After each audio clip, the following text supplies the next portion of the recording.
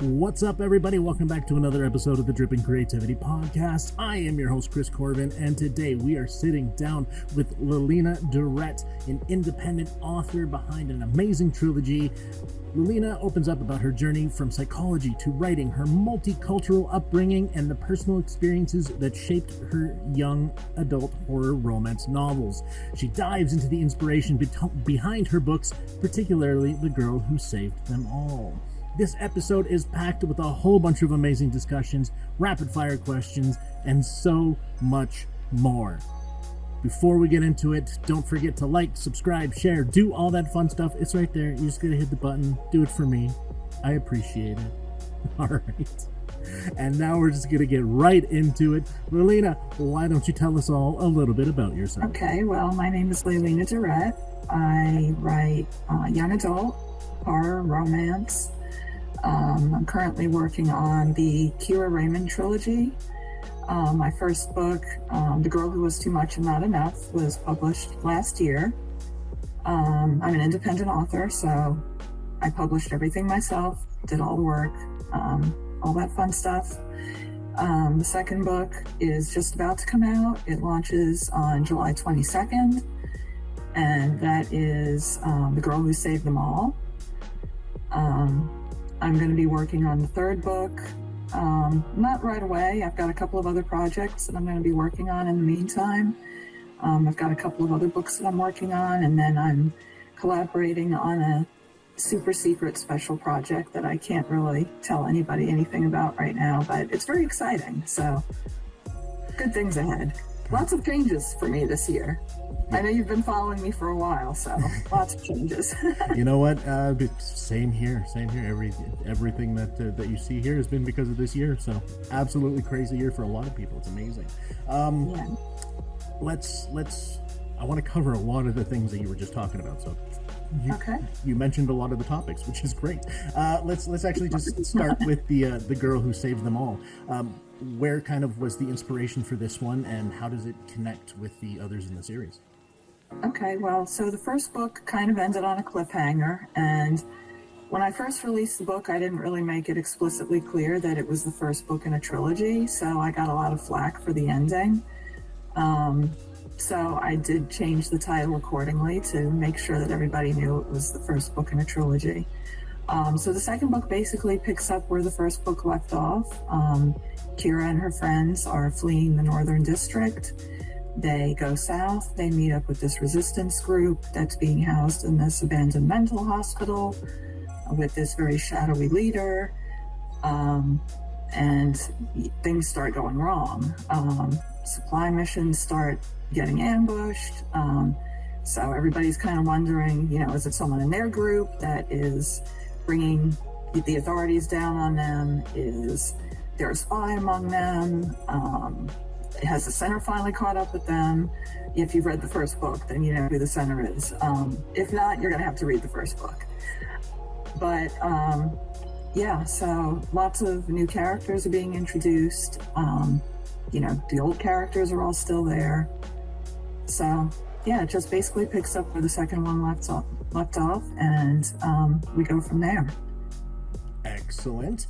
That's I'm excited to get into those books. See, the problem is with all these interviews is so many amazing books I want to read now, and I already have no time.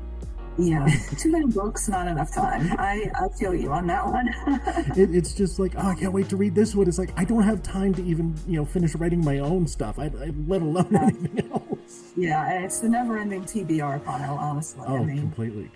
All right, so let's actually get more into you and your writing style there. When it comes to the different places that you've lived, how has that kind of influence of the world affected your style and the themes you explore? Well, I grew up in Guinea, West Africa, which is not everybody's typical experience. My parents were expatriates. My dad worked in mining, so they moved there when I was 2. That was all I knew growing up. My dad is actually Italian, born in Italy. He became an American citizen when he married my mom, who's also Italian-American. I lived in Africa up through high school. There were no high schools there. I ended up going to Switzerland for boarding school. So I didn't really have the typical upbringing. I grew up basically with one foot in Africa and Europe and the other foot in the US, just basically during summer vacations. So, I missed out on a lot of pop culture during the 70s, 80s, because I wasn't here. I really, didn't feel American, didn't feel like I fit in, didn't really know where I fit in, honestly. I was an overweight child, so I was bullied a lot. I didn't have a whole lot of friends, so I read and I wrote, and I just felt like kind of an outcast my whole life, which I'm finding is the case with a lot of creatives, not just writers, but creatives in general. So, I feel like I'm more comfortable in my own skin now at almost 54 than I've ever been in my entire life, honestly. I'm really embracing who I am, who I was, and who I'm going to be. So, I have no regrets about the past. I've been through a lot, seen a lot of shit, as they say, but, it's all brought me to this point in time, and, just good things going forward. I'm really looking forward to the future. Definitely. Especially when it comes to the creatives feeling like outcasts, I think is I know for me and a lot of others that I've talked to there, the solitary nature is what actually kind of reinforced the imagination into creating, and then wanting to just continue to live within your own creations, because Absolutely, yeah. That's how. And for me personally, there's a lot of myself in the main character, especially in the first book. Well, really in the second book too. It's almost paralleling my own life in a way. Ciara doesn't have the perfect body image in a society that really highly values perfect appearance. That's what the whole society is about. People go to these centers to get fixed. So nobody's overweight, nobody has crooked teeth, nobody wears glasses. And she's a little bit, curvy and doesn't really fit the mold. So she feels like she's too much, but somehow not enough, because she's not valued in her society until she meets someone special and gets introduced to the underground, which is more of like, they are all about subverting the government and, going against the rules, going against the food rules that are in place and all of that. But anyway, there's a lot of myself in that main character. And then in the second book, she really kind of comes into her own, where you see that she has evolved into this much stronger character. She's kind of a badass. And I feel like I'm kind of in my badass era at this point. So, that's where a lot of the inspiration came from, honestly. Just my own personal feeling and experience growing up, maybe just not feeling like I ever really fit in, and now just being a lot more confident with where I am in life, I think. And that's perfect. That's what we all kind of strive to achieve. I know for me, that's, it wasn't up until about this year where I even felt comfortable enough to put my face out on the internet, and yet here we are. Yeah, and here you are, doing all this. But I think it's so important, honestly, this is slated as a young adult series, and I think that more young women, more young girls, more young people in general of any gender need to see, representation of what they're going through, what their experience is, and not just these cookie cutter, standardized beauty tropes that are out there. So that was really important to me to get that message across. Just be yourself, because I'm all about being myself. 100% couldn't agree more on that. So let's actually dive into the transition from psychology to writing. With your background there, did you find that impacted how you were handling developing your characters? Maybe so. I've always really maybe overanalyzed everything, which I guess is what drew me to a degree in psychology. Also, feeling a strong sense of empathy and wanting to help people. I always have. I actually started out as a creative writing and journalism major in college and then switched midstream to getting a degree in psychology. Just, purely out of that drive to want to help people. But, writing has always been my first love. I've always felt like, I had a message that I wanted to get out there. And I just think that, being able to relate to people, being able to see them, being able to really listen to them and take in their experience has really helped me to kind of translate that into my characters as well. So it wasn't really that big of a leap for me, honestly. It was a nice flow from one to the other. Yeah, exactly. Nothing wrong with that. So then kind of gearing towards the different writing styles that you have, because you have your young adults, you do some romance, and you also have horror. How do you find yourself navigating between the three? Like, can you only focus on one at a time, or is it just kind of whatever you're feeling? Well, I like to write what I like to read. And, I've always been interested in all of those genres, as far as reading them. And, I do get some flack now as an author. Well, you really need to pick a lane and just be, one thing. Well, that's so boring. Why would I just want to box myself in like that and limit myself like that? So, the Ciara Raymond series, for instance, is slated as young adult, but, it has romance elements, it has action elements. There's no real horror in that one, but I've always wanted to write a horror novel. So that is one of the ones that I am working on. Stephen King was a huge inspiration for me. Grady Hendrix, Anne Rice, so enough said. Yeah. But the bottom line is I just don't want to pigeonhole myself, and I don't want to just be known for one thing or being a one-trick pony. I really want to kind of show different sides of myself. That's so important, especially these days. Even the quote within the Dark Tower series by Stephen King there, where it's like, does nobody like stew? Like, why does it have to be one thing or another? Like, why can't you just put it all together? And I'm gearing more into that as I'm going along. I'm spending, especially getting to know, romance writers especially. It's like there's so much of an overlap between romance and horror that it's like that's so amazing to experiment in and play with. Yeah, absolutely, like the gothic horror and all of that. That's amazing. Exactly, and if you stick to one genre, then you're never really growing, right? You got to expand, man. Try other things. Yeah, I even dabble in really shit poetry too. I joke about it, but every once in a while, I'll sneak one in there on Threads and be like, here, have a really terrible poem. It works, man. You know what? It's good for you to just kind of have those quick little creative outlets, which is what I like to think of my Thread stuff, where it's just like I need to create. That stuff is amazing.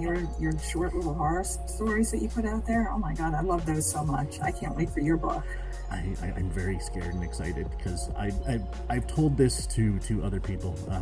I don't consider myself a writer. I don't. Strictly because you're good, sir. It's I don't consider myself a writer because it's not my passion. I write because I need to create.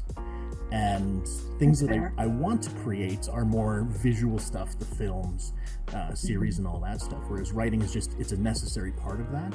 Whereas I like to think of authors and writers who that's their focus.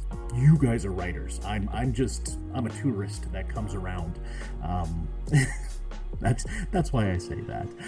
Okay, away from me. We're not here to talk about me. We're here to talk about you.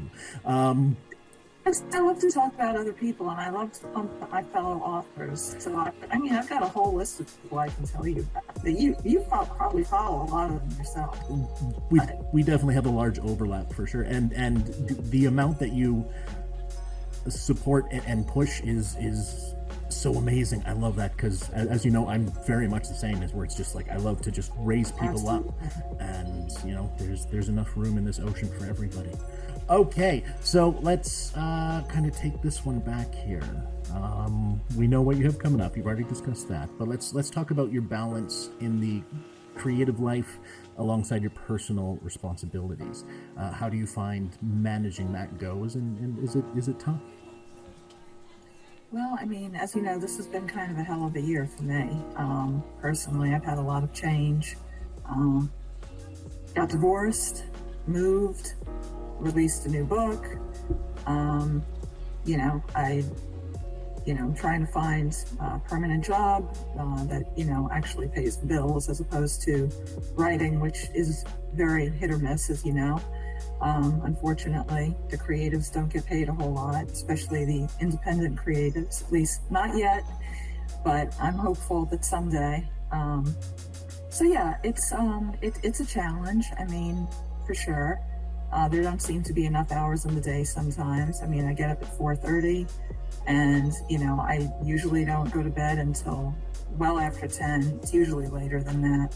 And then just get up and start all over again. But, that's what we do when we're passionate about what we do. And I always seem to find the time throughout the day to, just work on my craft just a little bit at some point throughout the day. I mean, it's like breathing. I mean, like you were saying, you create because you have to create. And I feel kind of the same way, honestly. So no matter what else is going on in my life, no matter what kind of other upheaval is going on, I mean, that is, what I'll always come back to.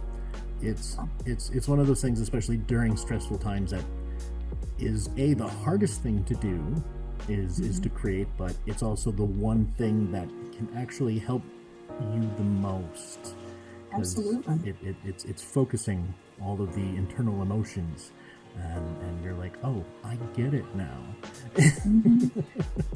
Yeah, very much so. I mean, it's kind of I think that the mindset of the suffering artist is kind of a misnomer, honestly. I mean, you don't have to necessarily suffer for your art, but I mean, out of pain does come creativity too. So it is definitely a balancing act. It's a very sharp blade, and we're the stupid ones that like to walk it. Yeah, right. So what are we thinking? Yeah, so getting away from that stuff right there. That's a good dark turn. You know what? That's what it's all about. So it's all about the roller coasters, man. I love the roller coasters. We bring it back.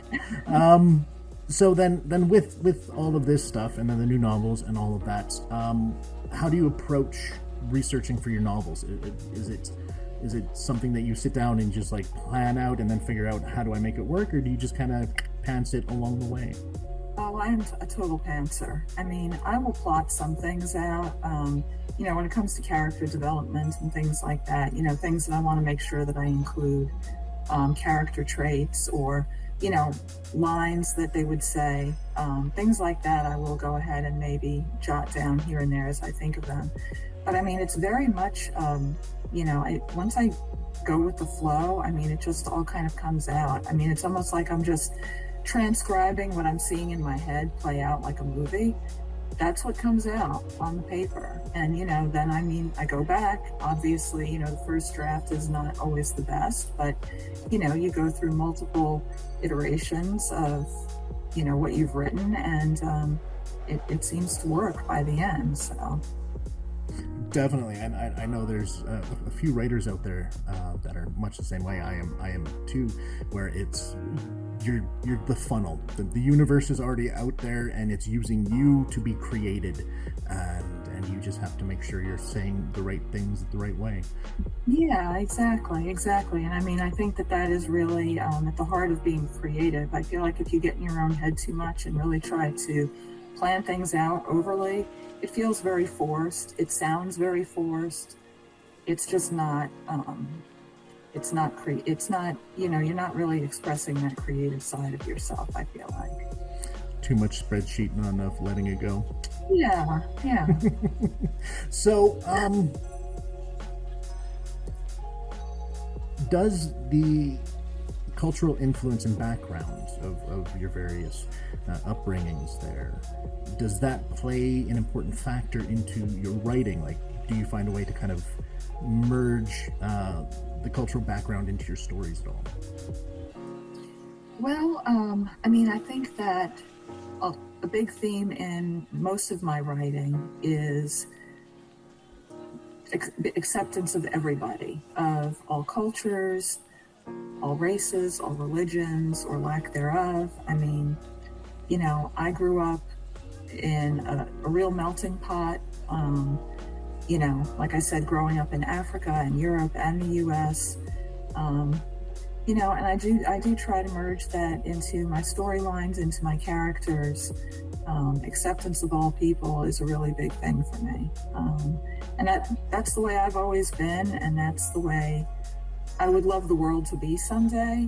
Maybe that's naive of me, maybe that's idealistic, but especially with technology now, I think that it's really brought the world so much closer together, where we can really get to know people in very remote areas, and it just brings us all closer. So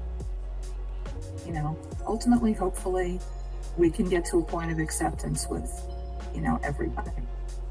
Definitely, I completely agree with that one.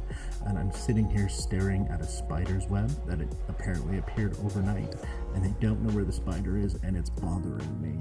So we're actually going to move right into the rapid fire questions, and we're going to go from there. Sounds good. So start off nice and easy. Are you a coffee or a tea person? Oh, I think you know me by now. Coffee all the way. Good choice. Good choice. Favorite book of all time that you could reread forever? The Stand by Stephen King. Solid. Hands down. Solid choice. Are you Also, a morning person or a night owl? We kind of covered that one. But anyways. I think I'm both, honestly. I get up super early. I go to bed super late. Why not? ¿Por qué no los dos? I'm the exact same way. Like, the worst time of the day is between 12 and 3. Yeah. Hence all the caffeine, honestly. And it's also why I schedule these meetings for around this time, is because, I'm not going to be getting any other work done anyway, so we might as well be doing something productive. Well, I see you sipping on your coffee there, too, so always. busted on that one. Always. It's in my veins at this point. Favorite place you've traveled to? Ooh, okay, that one's tough. I love Italy. I might be a little bit biased on that one. Wow. But growing up in Africa, that was like such a perfect place to grow up. Where I was, right on the coast of West Africa, it was just gorgeous. The people were wonderful. So it's kind of a tie for me. I know that's a cop-out, but... And there are so many places that I still want to visit, too. I've never been to Asia. I've never been to anywhere in Asia. I would love to, go to China, Japan, but we'll see. We'll get there someday. Gotta sell 1 million books first. We'll get there. Yeah, right. Describe your writing style in one word. Really putting me on the spot here. Optimistic. Solid choice. I like that. Out of all your favorite authors, if you could only sit down for 10 minutes with one, who would it be, and what would be the one question you ask? Well, I have to go with Stephen King, because he is the man. He was really the one who inspired me to start writing. I started reading King probably way too young, which I think a lot of us of my generation did. I was probably like 9 or 10 when I read my first King. But, oh wow, the one question. Sorry, Nat. How are you, Stephen? Like, really, how are you? No, it would be such a watershed moment for me, honestly, to meet him. I would probably be so flustered, I wouldn't know what to say. He wrote, his book on writing, which kind of, explains a lot of his philosophies. I guess I would just want to kind of pick his brain about, his writing process, which he probably gets really tired of, honestly. But I mean, maybe I think I would ask him, how do you stay inspired? How do you keep coming up with fresh ideas? Because I mean, he's written so many books at this point. He's collaborated on a bunch of stuff. I mean, how does he keep it fresh after all these years? I mean, man's in his 70s now. I feel like I'm running out of time to meet him. I'm like, you need to stay around for a while, my guy, because I really want to meet you someday. But yeah, I guess I would probably ask him, how he comes up with his new ideas, how he keeps it fresh, how he stays inspired. Yeah, no, you know what? If I can somehow manage to wrangle him into a round table, we'll just grill him. It'll be like 5 of us just talking to him. Oh my God, wouldn't that be the dream? So wow. Good. I would love it. I would love it. All right, what is your favorite genre to read? Favorite genre to read is probably horror, I would say. I mean, I've always kind of leaned that way, like I said, King, Anne Rice, Grady Hendrix, Chuck Wendig. I mean, I really like the dark stuff, but there's just, so much richness, I feel like, in that writing. You really get to delve into, what makes these characters tick, and it's not necessarily always about, black and white, good and evil. There's a lot of nuance there. So yeah, I kind of dig that. This one's not on the list, but it just hit me there. What is more important to you, world building or character development? Probably character development. Like I said, I kind of tend to overthink things anyway, and maybe, secretly overanalyze people. So I think that really translates into trying to develop a character who is many things. You're not just seeing one side of a particular character, because I mean, none of us is perfect. We all have different sides to ourselves. None of us is really, one thing or the other, I don't think. We all have many facets of ourselves. We wear many masks. And I think that, really creating a compelling character is what's going to carry your story. With a compelling character, I mean, you can put them in any kind of scenario, lead them down any road, and your reader's going to follow you, I think. Completely. I'm very much a character-driven person myself. Where did I leave off? There we go. If you could give your younger self one piece of writing advice, what do you think you would tell yourself? Oh my gosh, to publish earlier, publish sooner. I mean, I doubted myself for so many years. I queried, it seemed like everybody, all the big publishers, tried to get an agent for years and years to help me with the whole process, just got rejection after rejection after rejection. And you really start to internalize that after a while. And, I would go back and tell my younger self, you're not the problem here. Have faith in your writing, put it out there, and your readers will find you.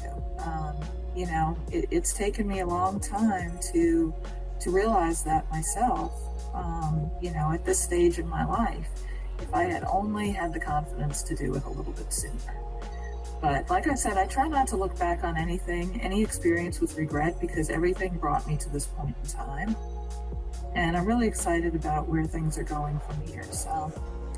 Could not agree more about all of that. I've thought about that several times, where it's like, what I would have done differently, probably nothing, because exactly any slight deviation would change too many things, and I wouldn't be where it's like that butterfly effect, exactly. Right? I mean, you change that one little thing and everything else changes. So. Definitely.